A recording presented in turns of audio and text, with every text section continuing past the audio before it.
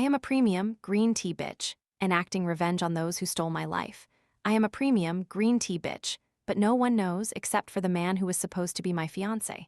Every time he wears that annoyed expression, I won't let you lay a hand on her. Stay away from Iris. Iris was the girl I was swapped with as a baby, the one he had always loved since childhood. Later, when my true identity was restored, I chose to break off the engagement. But it seemed he regretted it. His gaze dropped, his eyes filled with pain as he looked at me. Why don't you need me anymore? That evening, my mother cooked a huge platter of crab. I didn't know how to crack them, accidentally scratching my finger. Iris, sitting beside me, immediately sneered, "You can't even crack a crab? Don't tell me you're so poor you've never eaten one before." How truly? She didn't finish her sentence, but her eyes clearly revealed undisguised contempt. The dining table immediately fell silent. In truth, I had never eaten crab before. My life was more fantastical than any K-drama. 17 years ago, when my mother traveled with my father, she suddenly went into premature labor. With no other option, they had to find a hospital in a small town to give birth. That day, besides my mother, another family also had a baby. It should have been nothing out of the ordinary, but whether intentionally or accidentally, I and that other family's newborn daughter were swapped. 17 years later, during a family health checkup, the difference in blood types revealed this truth. My parents had to overcome countless difficulties to find me. They even spent $1,000,000 to buy me back from that family. Iris was the baby I was swapped with that year. But after learning the truth, she adamantly refused to return to her poor home, clinging to my parents, crying and begging to stay. My parents, both soft-hearted and kind, let her stay, even treating her like their own daughter, just as before. However, years of being spoiled had fostered an arrogant and selfish personality in her. She always believed I had stolen the love of her parents and the family that rightfully belonged to her, so she constantly picked fights and made things difficult for me. My parents and brother, Julian, felt uneasy, but having developed affection for her, couldn't bring themselves to scold her harshly. I lowered my head, glancing at the scratch on my hand, and gently said, "Yes, this really is the first time I've eaten crab. Before, let alone crab, I hardly ever ate pork. I mostly ate stale buns, hard as rocks, that scraped my throat painfully as I swallowed." I smiled awkwardly. When I looked up, I deliberately let them see my reddish eyes. "Sister, crab is really delicious, isn't it? You must eat it often." My mother's expression immediately changed. She quickly cracked a small plate of crab meat and placed it in front of me. She turned her back, wiping the corners of her eyes, her voice trembling. "It's all right. Everything's over now. Mom will buy you more later. You can eat as much as you want." My father was silent for a moment, then gently patted my shoulder. "You've endured so much hardship." Then he sternly looked at Iris. "Focus on eating. Don't talk while eating, don't talk while sleeping. Don't you know that?"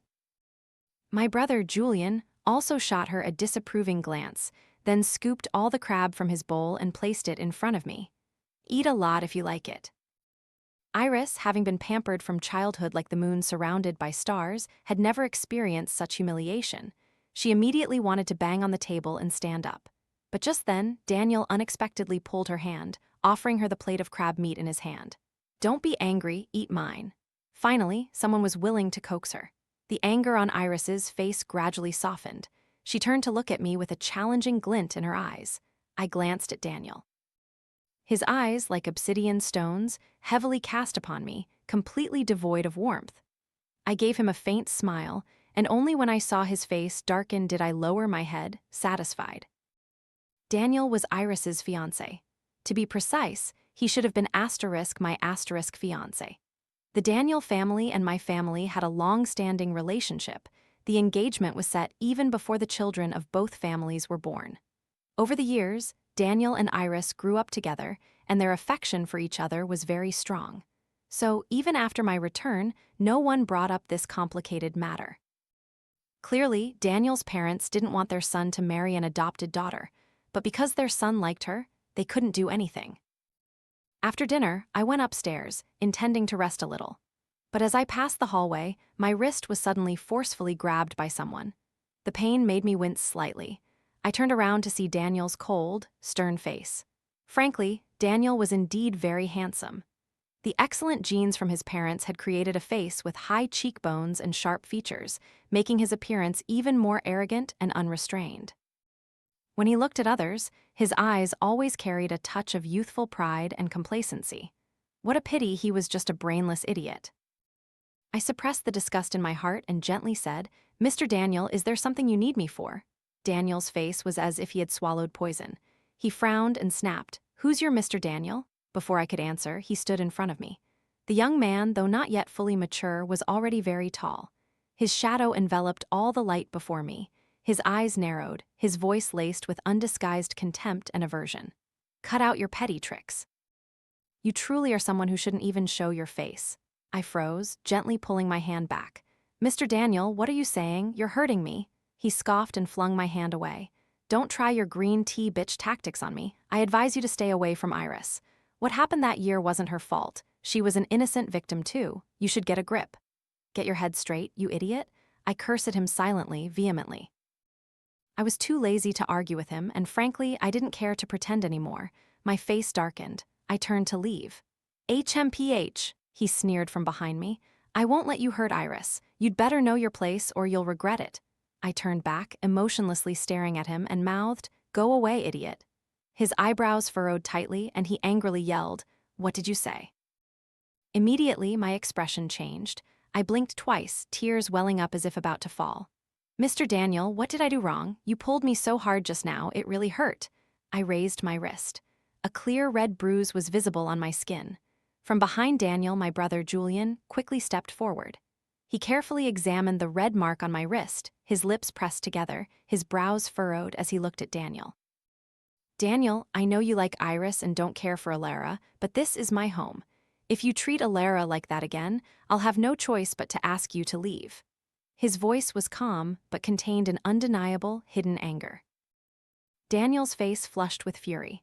He pointed at me and loudly declared, "Julian, look closely. She's just a green tea bitch who pretends to be pitiful. Iris is the real victim. She just wants to steal everything that belongs to Iris."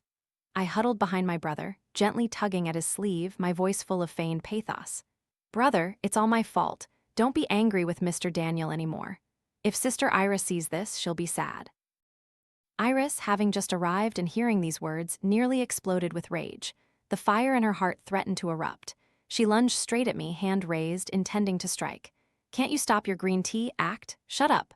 Before I could dodge, my brother grabbed her wrist tightly. He looked at her with disbelief, his usual doting expression completely gone. He frowned, his voice full of disappointment. "Iris, how could you hit someone? You!" The words caught in his throat. He held back from saying them, but I guessed what he wanted to say was, "You're the one who stole someone else's home. How can you have the audacity to hit the person from whom you stole everything?" Yet the years of affection between them prevented him from uttering such cruel words. I stood behind him, coldly observing everything. This family, truly, no one was truly blind. They all knew who the real victim was, but they were too kind, too soft-hearted, and couldn't bear to hurt the loved one they had been attached to for so many years, like Iris. Initially, I wasn't entirely unable to accept her, but from the first time I saw her, the hostility she showed me made me realize that there could never be harmony between us. In this family, only one of us could exist, me or her. "Brother Julian," Iris, furious, pointed at me, her face contorted with anger. "She's a green tea bitch, can't you see? She always pretends to be pitiful to gain favor with you and everyone." "Enough," Julian finally couldn't take it any more and shouted. "Iris, you've gone too far. We've been to Alera's old home before, you saw how poor it was. Her parents were like that. How much she must have suffered all these years. What does she have to pretend to be pitiful about?" "What are you doing? Let Iris go." Daniel quickly stepped forward and pulled Julian's hand away from Iris's wrist. My parents, hearing the commotion from downstairs, anxiously asked, "What's wrong?" I quickly wiped away my tears and called down to them, "Nothing, we're just talking. Don't worry, Mom and Dad." Julian gave me a complex look, then sighed and gently stroked my head. Daniel looked at my brother with resentment, his voice thick with anger. "Iris has been with you for so many years. Julian, has your heart been eaten by a dog?" Julian's eyebrows furrowed so tightly they could squeeze a fly to death. Perhaps he realized Daniel was beyond saving.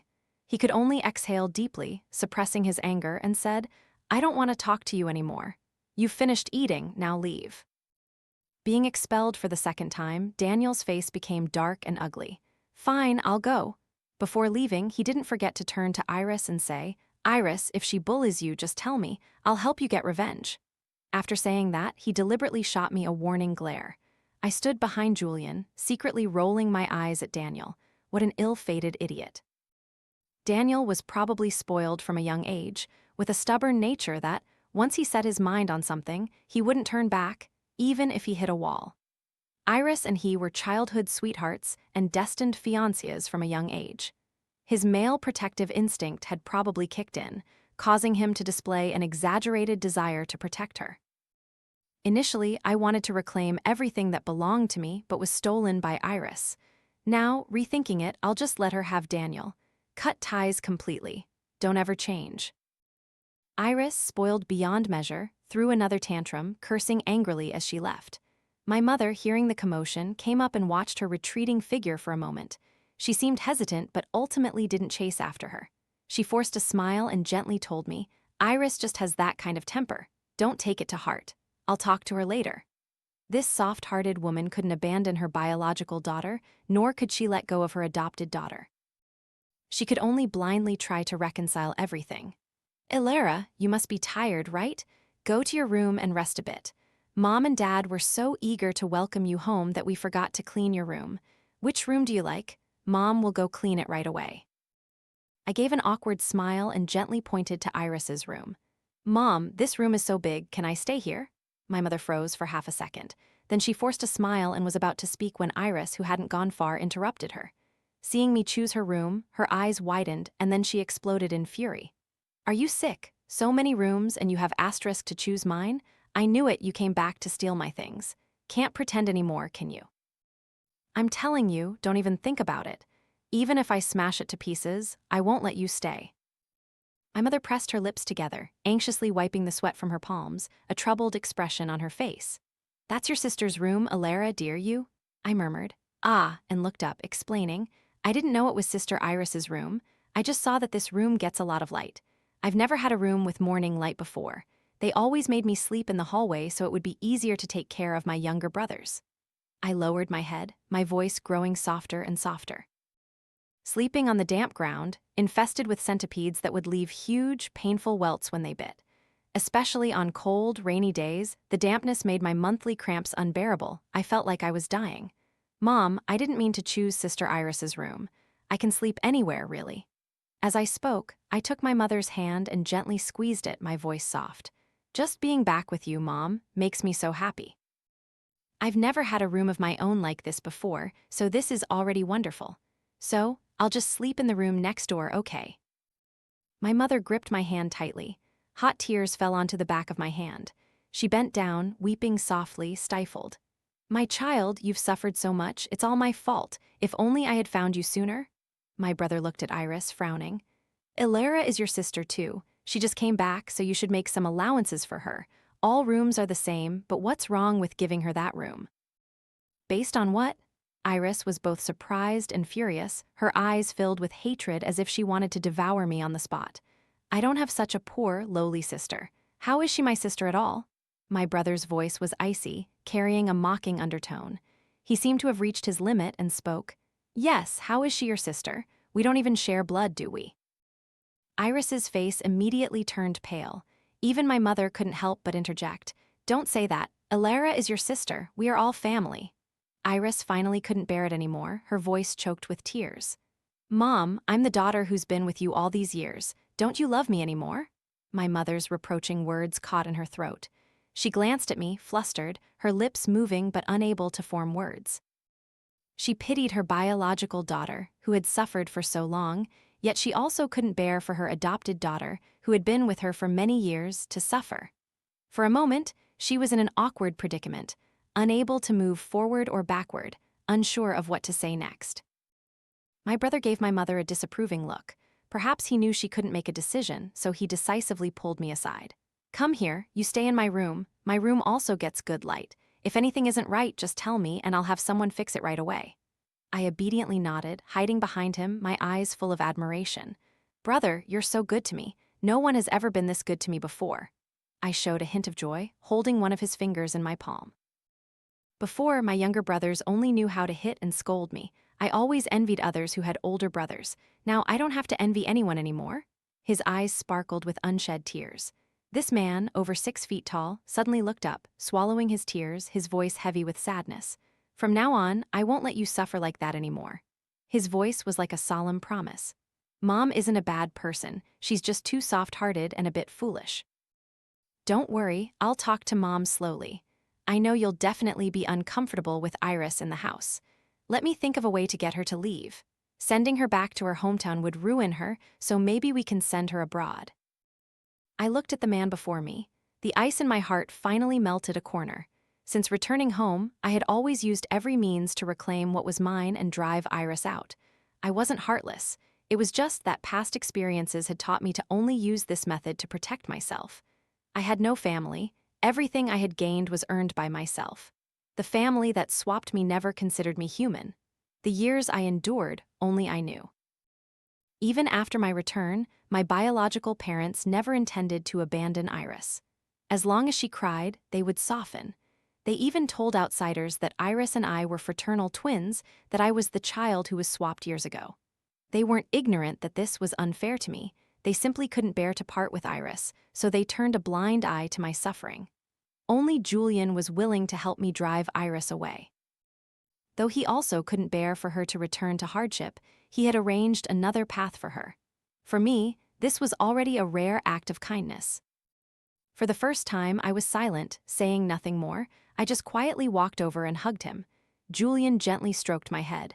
From now on, if anything makes you feel wronged, don't keep it inside. Tell me. I'll get justice for you. I nodded slightly, wiping the lingering moisture from the corners of my eyes with his shirt. For the first time, I shed a part of my disguise. The next day, on my way to school, I was stopped. It was Iris's group of friends, all spoiled rich girls, just as described in TV dramas. This was a group of people who didn't need dreams. They couldn't reach the true aristocracy, but they could still stand on a golden pedestal and look down on others. They didn't need to study hard because their parents would eventually use money to send them abroad, gild their degrees, and then, upon returning, hire ordinary people who had achieved their dreams to work for them, continuing their luxurious lives. A girl named Luna stepped in front of me, observing me from head to toe without an ounce of politeness. "Is this Iris's newfound sister?" She crossed her arms, a malicious look of contempt on her face. "This smell of poverty. You can really smell it from 800 miles away." Another girl approached, provocatively stroking my hair, her eyes full of curiosity. "I heard you used to live in the countryside. Your parents even planned to sell you to an old man for a bride price. Maybe that old man already got tired of playing with you, huh? Do your parents know about this?" I looked around, trying to appear frightened, then took a step back. "SS sisters, are you friends of my sister? If she knew about this attitude, she would be angry." Angry? The girls looked at each other and burst into laughter, doubling over. "Your own sister doesn't like you, that's why she told us to come and teach you a lesson."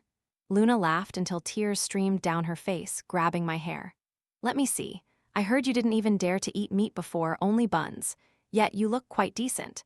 I wonder if you'll still be like this when you're stripped bare? It'd be a waste to hide it. Everyone should get to admire you." As she spoke, the girls lunged forward, forcefully tugging at my clothes. The emotion in my eyes cooled several degrees. This was a common tactic among girls. Although they despised me, they still had to be wary of my parents in the background, not daring to leave physical marks on me. But taking pictures, that could be used to both threaten me into silence and utterly ruin me. What kind of psychological trauma would a timid and weak girl, fresh from the countryside, suffer in such a situation? It's likely she'd never recover. Then, Iris could truly easily push me out of the house. Unfortunately, they had misjudged me. I was no helpless rabbit who would just cry and let others bully me. Over a decade of hardship had hardened me, making me thick-skinned. Such childish methods had absolutely no effect on me. I forced a choked voice, full of feigned disbelief. "No, it can't be. My sister wouldn't treat me like that. You're lying." "Why not?" Luna scoffed. "Don't you know Iris just wants you dead? What are you pretending for?" My parents always told outsiders that Iris and I were both their biological daughters. So, even after my return, she freely operated within her social circle. I truly didn't understand why my parents spoiled her to this extent, allowing her to brazenly and rightfully occupy my home, even wanting to drag her victim me back into hell. But I knew that in their circle, there wasn't much genuine affection. Even at a young age, they were steeped in self-interest to their bones. Don't look at them now, vying to come here and stand up for Iris. If she were kicked out of this social class, they wouldn't even spare her a glance. My parents pitied her and wouldn't allow us to reveal her true identity to outsiders. But how could I let her forever occupy my identity? The corners of my mouth curved slightly. In a spot where they couldn't see, I revealed a cold smile. Yes, I innocently chimed in, my tone naive yet full of bewilderment. She's not our biological child at all. She was just swapped with me. She's from another family. She's not my biological parents' child, nor is she my biological sister. I suffered for her for so many years. How could she hate me? I tilted my head, my voice still puzzled. She should be grateful to me, shouldn't she? If it weren't for me, she would have been the one suffering all those years. After I spoke, the entire space plunged into a deathly silence. Everyone's eyes widened. Luna, after her initial shock, immediately stepped forward and pushed me. What did you say? Iris isn't your biological sister? How can that be? I calmly smoothed my hair, which they had ruffled, and gently replied, why can't it be? Does she resemble my parents or my brother? Luna calmed down, carefully observing me. The girl who had just pulled my hair frowned and whispered, maybe, look at her. Her eyes are exactly like Julian's. But Iris is a bit different. She doesn't look like anyone in the Le family. Just a moment ago, she was Tinther. Now she was Iris. Luna bit her lip slightly, hesitating for a moment, then her attitude towards me became more polite than before. She understood that if Iris wasn't a biological child of the Le family, it meant the Le family wouldn't give her much inheritance. The best outcome for her might just be a small dowry and being married off. After that, she wouldn't be worthy of staying in this circle, nor would she have any more instrumental value. The fake friendships quickly retracted. Luna forced an awkward smile and said, sister? Little sister, it was just a misunderstanding earlier. We were just joking around with you. It's nothing, we won't bother you anymore. Go home now. Rumors always spread quickly. Before afternoon, the news of Iris's true identity was already buzzing in class. Some said she was an illegitimate child, others that she was a foundling. More people spoke of the wild cat swapping kittens version, that her parents, seeing my family had money, deliberately swapped us so their biological daughter could enjoy the wealth. Iris was not a biological child of the Le family at all, and this lowly thief even wanted to push the true heiress of the Le family out. Everyone looked at Iris with completely different eyes. Her face, which resembled no one in the family, had become ironclad proof. Classmates whispered about her, their words full of contempt, especially those girls who hadn't gotten along with her before, now completely undisguised. Did you hear? Her own parents swapped her with Elena. She's been living in luxury all these years while the true daughter of the Le family suffered out there for so long, and she still wants to push her out? How disgusting. It must be genetic. Her parents are like that, so she's like that. So she's just a poor kid from the mountains, huh? When do you think the Le family will kick her out? Even the teachers looked at her with a hint of disgust and contempt. Iris had always been the center of attention, always surrounded. She had never endured such humiliation. Returning home for dinner, she ran in, crying, her face contorted like a monster. The moment she saw me, she lunged, intending to tear me apart. It was you. You told others I'm not mom and dad's biological child, didn't you? My father put down his chopsticks, frowning. What are you doing? Look at yourself. Do you look like some uneducated street hooligan? Iris burst into tears, clinging to my mother, wailing, Mom, she told others I'm not your biological child. Do you know what they're saying about me now? They say I don't look like mom and dad. They say I'm disgusting. They say mom will kick me out. She wants mom to kick me out. Mom. My mother started, unable to help but question me. Elena, didn't I tell you to go out and say Iris is your biological sister? All these years, mom and dad have treated Iris as our own. We won't kick her out. You. My mother couldn't bring herself to scold me. She just looked at me disapprovingly, frowning. My father didn't say much. He thought for a moment, then said, Actually, that is the truth. But Iris, don't worry, mom and dad won't kick you out. Later, we'll give you a sum of money. You can travel abroad for a few years, broaden your horizons. His words were very gentle, but Daniel, who was walking behind, couldn't bear to remain silent. He gritted his teeth, looking at me as if he wanted to hit me immediately. It's all your fault. I told you then, you came back to steal everything from Iris. You did this on purpose. How can there be such a malicious person like you in this world? Why didn't you just die out there? It would have saved Iris all this trouble. Shut up, Julian angrily stood up. Daniel, get out now. He was usually very patient, but even he couldn't take it anymore. He was clearly furious. Daniel became even angrier. Am I wrong? If she hadn't intentionally told others about Iris's identity, why would Iris be ridiculed by everyone? She's so proud, how can she show her face at school? I tried to suppress the urge to slap him, my face showing just the right amount of innocence.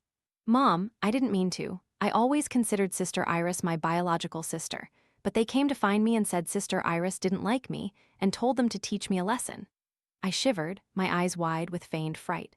They said they were Sister Iris's friends.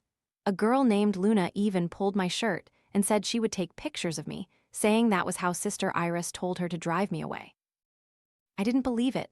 This is clearly my home and that's Sister Iris's home. I've suffered for her for so many years, how could she hate me? I just argued back and that's how I accidentally let it slip. I stepped in front of Iris. She was a little taller than me, I could only look up. In my eyes was a malicious glint that only she could see. Sister, I absolutely don't believe their words. How could you be so ungrateful and let them hurt me? Iris, indeed worthy of having lived in that world, frantically grabbed my hair, intending to slap me. You're lying, you made it all up, you're tricking me, I'll kill you. She truly was beyond saving. She'd explode at the slightest provocation. My father finally couldn't take it anymore. He slammed the table and stood up. Stop! My brother quickly ran over and pulled her away. Are you crazy? If you keep this up, get out now. Even my mother, who had always doted on her, was stunned. Her face gradually lost its color, looking in disbelief at the daughter she had spoiled since childhood. Elera's face still has a fresh injury. It's obvious it happened today. How could she be lying? And even if she were lying or not, we can just check the surveillance cameras, right? Do you dare? My brother lifted my hair. On my forehead was a red mark. That was when they pulled my hair, their fingernails scratching me. Actually, the scratch wasn't that deep initially. I deepened it myself later. My father looked at Iris with disappointment, as if contemplating something. Iris was silent, her mouth agape, wanting to say something but unable to utter a word. Only Daniel rushed over, shielding her and forcefully pushing my brother away. Julian, are you crazy? Who said they'd take care of Iris her whole life? She's the sister who's been with you for so many years. Now you're scolding her like this for this kind of person. Thwack, my brother raised his fist and punched Daniel in the face. The long-suppressed anger erupted. Don't you dare badmouth my sister like that. You dare hit me? Daniel held his face in disbelief. I thought, serves him right, why didn't you just kill this idiot? Iris had completely lost her mind. She shrieked, yes, I did it, so what? I want her to disappear, go back to her filthy place. Why did she have to come back here? Why didn't she just die out there? This house is mine, mine. Her face contorted, she yelled frantically. I just quietly turned my head, smiling bitterly. Sister, I almost died so many times. The entire dining table fell silent immediately. Everyone stared at me, stunned. I had never told anyone about my past. My parents only knew that the family valued sons over daughters, treated me poorly, and planned to sell me for a bride price. I rested my chin on my hand and gently began to speak. Sister, have you ever been beaten? She was stunned. My parents had spoiled her since childhood, afraid she would get hurt. How could they ever hit her? Have you ever been beaten with an iron hook this big? I used my hand to draw a thin line like a finger. When it hits your body, you don't feel the pain immediately. It takes a moment, half a second later before the pain hits, making you want to writhe on the ground, then it keeps coming. From the outside, you don't see anything, but inside, your flesh is bruised and swollen, hurting so much you could bite through your teeth. My parents were completely shocked. And if they keep hitting you, the skin outside will tear, blood will gush out, leaving long scars just like this. I pulled up my jacket, revealing the horrific scars on my back. The scars were crisscrossing like a spiderweb. Years had not faded the wounds, instead, they had darkened, making anyone who saw them feel a chill down their spine. My mother covered her mouth with her hand, her whole body trembling. Even Daniel stood frozen. Sister, have you ever experienced hunger and thirst? I continued. No one would give you food, but you had to work continuously. The feeling of agonizing hunger was truly unbearable, like a fire burning in your stomach, scorching you almost to unconsciousness. I couldn't help but secretly eat half a bun. I got caught. They beat me senseless. My adoptive mother opened my mouth and poured boiling oil into it. She said, "Don't you like to steal food? I'll burn your greedy mouth to ashes." I unconsciously touched the corner of my mouth. After that, I didn't dare to eat anything for a whole week. My mouth was covered in blisters, full of ulcers. Eventually, I felt like I couldn't go on and fainted at the doorstep. If it weren't for kind neighbors who took me to the hospital, you wouldn't see me here now, sister. My mother's face was ashen, her body swaying. My father, eyes red, grabbed her hand, helping her stand firm so she wouldn't collapse. "Just a little more," I whispered. They were going to sell me for a bride price. I refused. They locked me in the house. The lame old man came in with the keys. I refused. He choked me, beat me until my head bled. Finally, my mother couldn't hold back any longer. As if stabbed multiple times, she rushed forward, hugging me tightly, crying almost hysterically. "Elena, my daughter, so much, so much." If I were to tell everything, I could probably write an 80-episode drama. I looked up and smiled at Iris. "Sister, I've forgotten how many times I almost died. You asked why I didn't die? Perhaps it's because I hadn't reunited with my parents and brother yet. I wasn't willing to leave." My father wiped his tears, rushing to embrace me and my mother. I felt his arm trembling, a man over 50 years old, crying silently. My brother covered his face, sitting on his chair. Daniel was also silent, his eyes fixed on me with a complex gaze. I gently patted my mother's back. "It's okay. Everything's over now. I just don't understand. I suffered so much hardship for you, sister. Why are you still pushing me to die?" Iris was scolded for the first time. My father warned her, word by word, "If you ever dare to treat Elena like that again, you'll move out immediately." My father used to be very doting on her, but perhaps men inherently value blood relations. Since my return, he no longer defended her in front of me. This time, the situation wasn't too severe. To be precise, I wasn't badly injured. So ultimately, the matter was downplayed. She was scolded, and it was let go. Iris finally realized the seriousness of the issue. For the first time, she reined in her arrogant attitude, gritting her teeth. "I'm sorry. It was all my fault for being foolish in the moment, Elena. Please forgive me, sister. I know I was wrong." She said she knew she was wrong, but her tone was as if she wanted to kill me immediately. I smiled faintly, helping her up. "It's okay. If there's a misunderstanding, just clarify it. I still consider you my sister." Her face changed, looking as if I had disgusted her, but she still took my hand and nodded. "I also consider you my biological sister." Perhaps it wasn't impossible for her to improve. I had been here for so long, and Iris finally learned to tolerate, though still clumsily. After dinner, I went out for a stroll, but Daniel called me back. It was the first time he called me by my name, no longer referring to me as the worthless one or the scheming woman. "Elena." He lowered his head, roughly rubbing his hair, looking troubled and hesitant, secretly glancing at me. Did they really treat you like that?" Before I could answer, his tone softened a little, but still mixed with a hint of stiffness. "Actually, if you just behaved yourself a bit, Iris wouldn't be unable to accept you.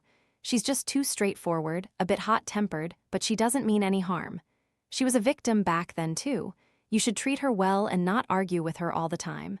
I'll talk to her, and from now on, you too." I cut him off. "Shut up." He froze for a second, surprised, and asked, "What did you say?" I stepped forward, grabbing his collar. "I'm fighting for all this, which was originally mine. I endured all the hardships for her while she enjoyed everything good. You call her a victim? What kind of harm did she suffer? Now you're telling me to treat her well and tolerate her." I scoffed. "I advise you to get your head checked somewhere. The Daniel family looks normal. How did they raise such an idiot like you? You must have been swapped as a child. That's why you can sympathize with her so much." Oh, Daniel stammered. "Elena, I'm making concessions for Iris's sake. Don't embarrass me." My eyes flashed with a cold glint. "You don't need to preserve your big face. I'm afraid of getting infected. Go." With that, I gave him no chance to speak further, turning and walking away. Daniel stood behind me, so angry he jumped up and down. "Elena, tell me clearly who." "You just wait, Elena." In truth, I could understand why Daniel was so foolish. Simply put, young masters and ladies who had lived lives of luxury since childhood had never known hardship. In their eyes, impoverished days were just tedious plot points in a drama. Because they couldn't imagine it, they couldn't empathize.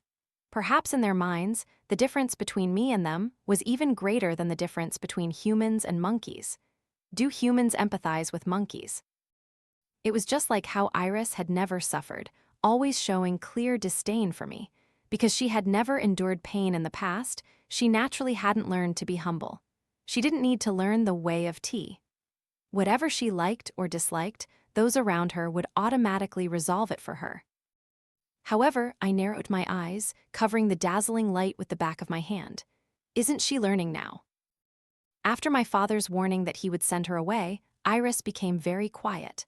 I knew my mother later went to comfort her, implying that the family wouldn't abandon her and told her not to be afraid, but from now on, she had to live harmoniously with me, her sister. I overheard it by chance but wasn't too sad. In truth, I didn't hate my mother. Even raising a dog for over a decade makes it family, let alone raising a child from birth. Both the back of the hand and the palm are flesh. A mother can't let go of either. I understood, but I couldn't accept it. We seemed to have entered a state of false peace, but I knew Iris wouldn't let it go easily. My understanding nature made my parents realize that there was such a considerate daughter in the world. After dinner, I would sit by my mother, telling her what I learned today, what interesting things I encountered, and then playfully demand to sleep with her. Occasionally, I would accidentally mention some past experiences.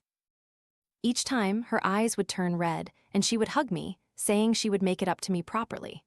Iris, on the other hand, would just finish dinner and go back to her room to video call Daniel. Every time she sought out my mother, it was to ask for money to go out or to buy a certain bag, asking my mother to pay for it. Gradually, my mother started serving me more food at meals than her. Perhaps she didn't even realize that the dishes I liked now occupied most of the dining table, while the dishes Iris once liked had, at some point, disappeared.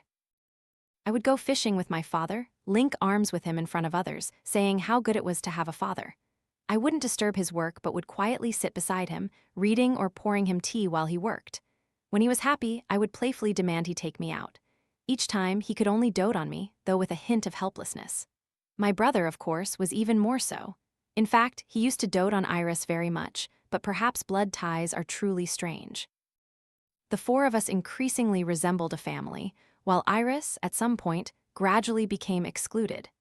Even the housekeeper noticed her predicament, always smiling at me. The dishes I liked would appear on the table the next day without me even having to mention them. But Iris, despite repeatedly saying she wanted crab, the housekeeper wouldn't buy it, only saying she forgot. I felt that Iris was increasingly unable to tolerate my presence. Many times, I felt like sharp thorns were poking my back. Turning around, I would catch Iris's hateful gaze. Her eyes were like poisonous vines, cold as a snake. I even suspected she hated me so much that she would secretly sneak into my room late at night and stab me to death. On Friday afternoon, after school, I received a call from my mother. Her voice on the other end was full of worry. Elena, Iris said her stomach hurts and she's gone to the hospital. I'm going to visit her. Dad has a meeting today, can you go home by yourself? After hanging up, I didn't think much of it. This area wasn't easy to catch a taxi, and there were no buses. After my evening class, I planned to walk home along the usual path. Unexpectedly, as soon as I entered the dark alley, I immediately felt chaotic footsteps behind me. I turned around and saw several men, about 53 to 57, tall, grinning as they followed me. They were dressed shabbily, with ripped jeans and red, white, and green hair, looking like a bunch of hoodlums. Among them, the one leading seemed a bit familiar. I thought for a moment and realized these were the ruffians I had previously encountered at school. They acted as bodyguards for a technician and recently were said to have some connections. My heart sank. I had seen Iris and this man together before. Thinking back, this wasn't hard to guess. Iris must have reached her limit and decided to act against me. The man exhaled a puff of smoke, revealing his yellow teeth, a sneer on his face, then stepped closer to me. "Little sister, are you all alone? Want to hang out with us, big brothers?" I pulled a utility knife from my backpack, took a step back, and calmly said, "Iris sent you, didn't she?" Perhaps seeing that I didn't seem to be resisting, the ruffian sneered without bothering to hide anything. "That's right, your dear sister. She thinks you're in her way. She paid us a large sum to come.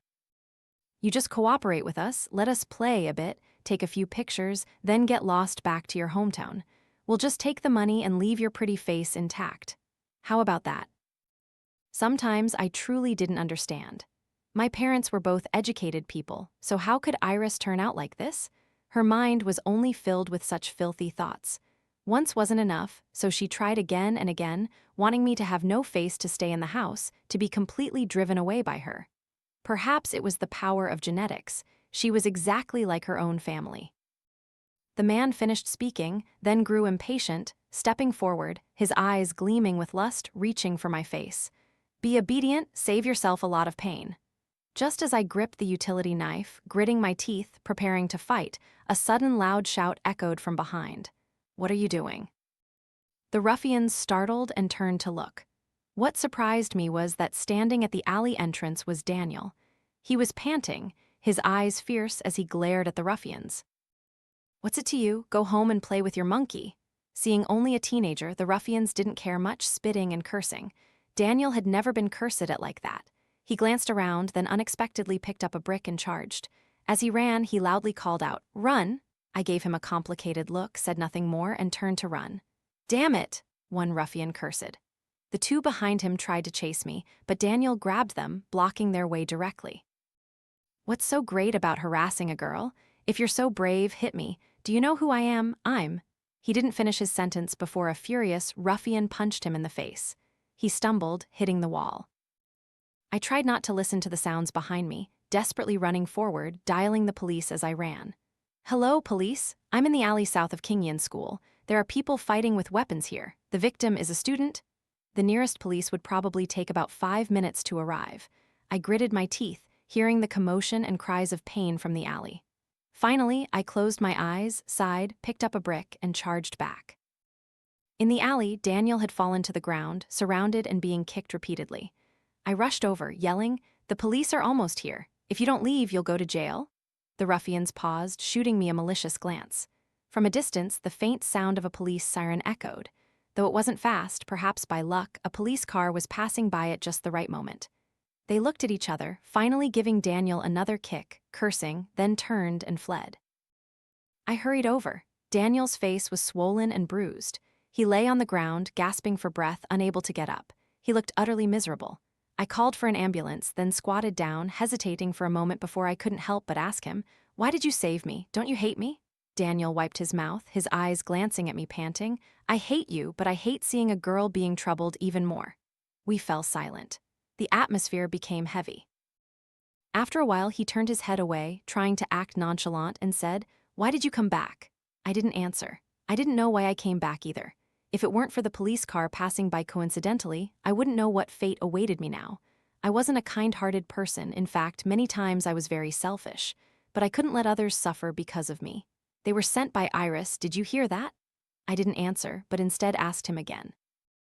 This time, Daniel was silent. He had a nosebleed, his eyes swollen, and hearing my question, he suddenly seemed to release all his anger, lying flat on the ground, unmoving. He seemed utterly disappointed. He must have heard it. That entire night was chaotic.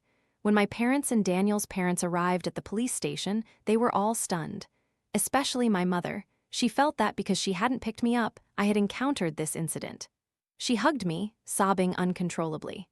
Iris also arrived, her eyes sharp as knives, seemingly regretting that my outcome wasn't what she had wished for. When making the statement, the police asked me, "Had you ever offended these people before? Did you have any conflicts with them, or was it just a chance encounter?" I glanced at Iris. She clenched her fists, her eyes anxious, pretending not to care, and lowered her head. I didn't hesitate. I pointed at Iris and said, "They said Iris paid them to assault me, take pictures, and ruin my face so I couldn't stay in this house anymore." The entire room suddenly fell silent. After a moment, my mother stumbled back.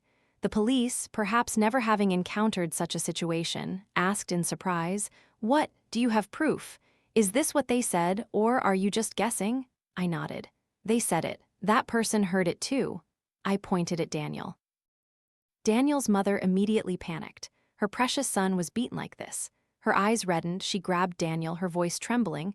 "Is what Elena said true? Did Iris hire them?" My mother's face turned pale, trembling and standing still, not daring to say anything or ask, just staring at Daniel. My father's face was as black as ink.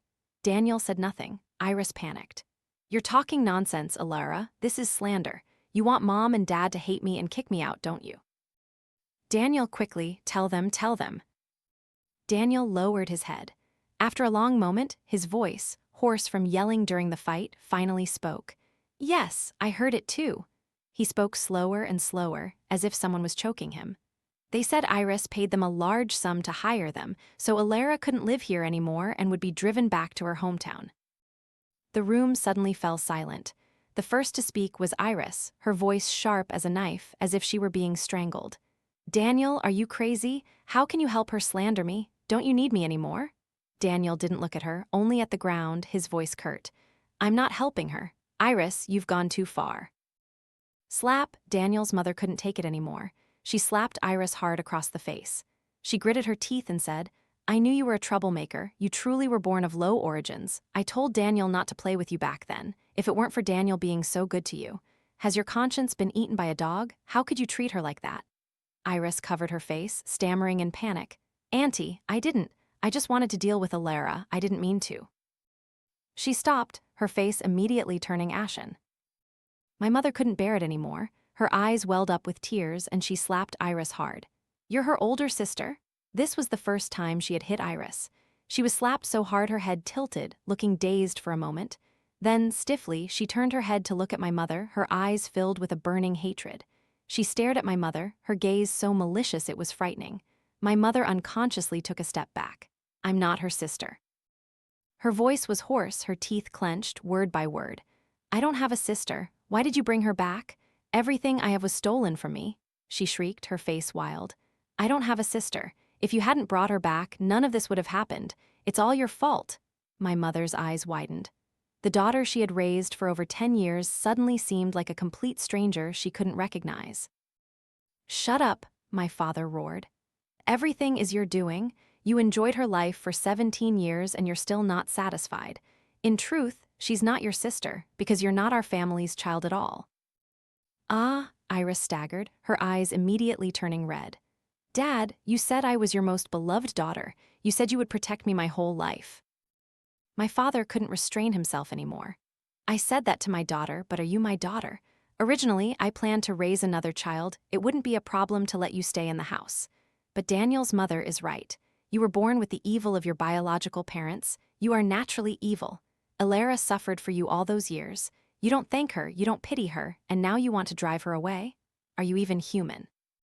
Because I was unharmed, the Daniel family and my family had a fairly close relationship. Even though their son was beaten up, they still held back from saying anything, letting my family handle their own family affairs. My mother finally couldn't bear for Iris to bear a criminal record, saying it was a family conflict, and the children were being foolish, using her connections to resolve it. She held my hand, her face full of shame and pain, saying, Mom knows this is wronging you, but if she gets a record, Iris's entire life will be ruined. I coldly pulled my hand away. What about my life then? She sighed deeply, her eyes downcast. Mom has thought it through. We've done our best. If she can't accept you, then we can't let her stay in the house and harm you anymore. This woman suddenly seemed to age a decade, her back hunched as she gently said, Mom and Dad will send her back to her real family. She belongs there. She made you suffer for so many years. Now it's time for her to pay it back. I looked up in surprise. I had thought my mother wouldn't be able to bear sending her away and would try to reconcile, telling me not to fuss with her. It seemed she wasn't completely foolish after all. The day Iris left, everything was as chaotic as a storm. She completely broke down, kneeling and clinging to my parents' legs, crying and begging them not to send her away. Dad, if I have to go back there, I'll be ruined, I'll die. Her face was covered in tears and snot, crying until her voice was hoarse. But this time, even Daniel was silent. My father slowly detached her hands, then gently said, You won't die. Elena survived before, and you can too. You originally belong there. These past years were just a mistake. Now you should return to your real home. No, Mom, say something. Am I not the daughter you love most? Mom. My mother turned her face away, crying until she almost convulsed, but still bit her lip, not saying a word. Her engagement to Daniel was also called off. Daniel's mother initially intended to transfer the engagement to me, but I refused. She knew Daniel hadn't treated me well before, so she didn't say anything more, just sighed and patted my head. What a pity, no fate. Daniel stood by, his eyes on me filled with mixed emotions. Before leaving, he suddenly pushed me into a corner, somewhat annoyed. "Why did you refuse?" "Thank you for helping me that day," I said with a smile. "But we're not a good match. Do you really want to be with me?" Daniel froze, then his face flushed red, and he said in a flustered voice, "Who wants to be with you? Don't be so conceited." With that, he quickly ran out, stumbling after only a few steps. He turned back, looking deeply at me, then mouthed, "I'm sorry." I didn't understand why he was apologizing, had he finally understood, or for some other reason. But I still waved goodbye to him. "It's okay, I've forgiven you." Iris completely disappeared from my life, but after only a month, I didn't expect her to be so impatient. I heard that after returning, her relationship with her family was not good. She despised the poor, messy home, despised the shameful family, despised the bad living environment. In short, after a long time apart, they felt no affection for each other. Instead, they caused a chaotic scene. That family probably couldn't bear it and planned to repeat their old trick, selling her to some old, unmarried men in the village for a bride price. When they were discussing it, she overheard. Iris, already cruel, felt that this family had harmed her to this extent. Old and new hatred flooded her heart. She decided to use a sickle to murder the entire family that night. Luckily, it was discovered in time. Several family members were injured. Her mother's leg tendons were severed in the chaos, and not treated in time, she became completely disabled. Her father wasn't much better. He almost had his stomach cut open. Although he was saved, his kidneys were damaged, and he's still bedridden with a breathing tube. This man, who used to seem to have endless strength when he beat me, now looked like a dying old dog. Iris's younger brother, who had once yelled about selling me for a wife, now had one eye gouged out by her, becoming a one-eyed man. Now he truly couldn't get a wife. All his previous engagements dissolved into thin air. He smashed dishes at home, raging and cursing Iris to die. I heard that on the day Iris was arrested, she was almost insane. She sat in the house, covered in blood, laughing maniacally. "It's all your fault. You harmed me. It's all because of you." My parents and brother, though they felt uneasy, had after all lived with her for a long time and couldn't bear to scold her too harshly. Let it be. This time, my father ordered my mother not to continue helping her. My mother had no other choice but to cry several times at home. Iris was still underage, so she was only sentenced to 13 years in juvenile reformatory. I heard she cried in the reformatory, demanding to see my parents, but no one paid any attention to her. My mother wanted to go but was stopped by my father. Ultimately, she didn't go. Her life was completely ruined. This incident caused a stir in society. Everyone talked about my family. My parents couldn't bear it anymore. They had no other choice but to take me and my brother and move to another city to live. On moving day, I thought I saw Daniel's figure from the gate, but in just a blink, the figure disappeared. I just thought I had imagined it. Following my parents through security, we boarded the plane. The plane flew through the clouds, and the golden sunlight streamed through the window, shining on me. My brother, sitting beside me, patted my shoulder consolingly. "It's okay. Everything will be fine from now on. Nothing like that will happen again. Do you want to travel? I'll take you to New Zealand to relax a bit." I leaned my head on his shoulder, smiling. That sounds good. After all, Iris brought her fate upon herself. She could have continued to live comfortably and richly as my parents' adopted daughter, but her envy, and in some way her lingering obsession with not being their biological child, led her to make wrong choices. As for me, everything was over. 17 years of hell were behind me. I had a new life, a happy one with loving parents and a brother, and a future I could freely paint for myself. Today's sunshine was truly beautiful.